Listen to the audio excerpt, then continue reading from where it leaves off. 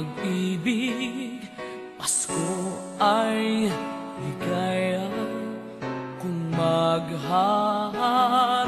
sa mundo ang saya, buksan ang damdamin, bigyan ng pag-asa ang pusong kapos ang ngiti at saya.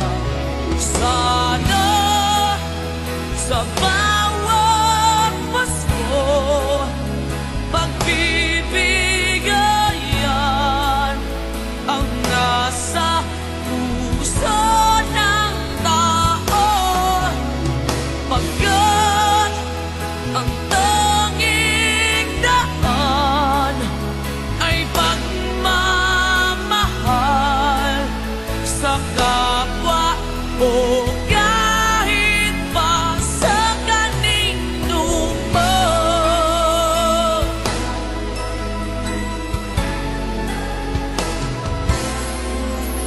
Pasko ay pag-ibig sa puso, sa isip.